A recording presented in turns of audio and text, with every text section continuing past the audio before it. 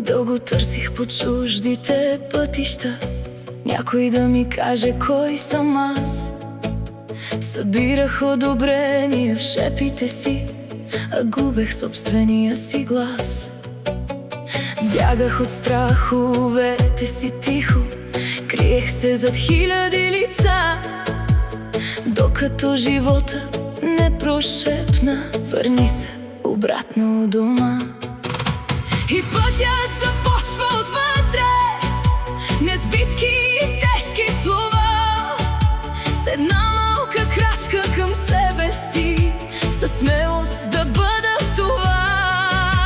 Да вярвам, когато се съмнявам, да обичам и през болката, да падам, да ставам, да избирам живот с отворена душа. Защото нося в себе си повече светлина, отколкото страх и домът, който търся навсякъде, отдавна живее в мен. Да бъда честна със сълзите си, да не се отказвам от доброта, да виждам човека зад грешките, да пазя своята свобода, да вървя без страх от промяната, без да меря стойност чужди очи, да благодаря и за малкото, защото животът в това личи.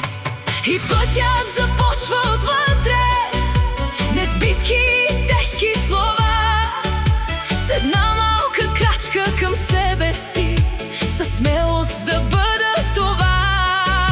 Да вярвам, когато се съмнявам, да обичам и през болката, да падам, да ставам, да избирам живот с отворена душа. Защото нося в себе си повече светлина, отколкото страх и домът, който търся навсякъде, отдавна живее в мен. Не съм дошла да бъда съвършена, а истинска сред този свят, да се науча да се връщам към онова, което съм. И всяка рана може да стане посока, а не присъда, щом се осмеля да слушам тихия глас на сърцето си.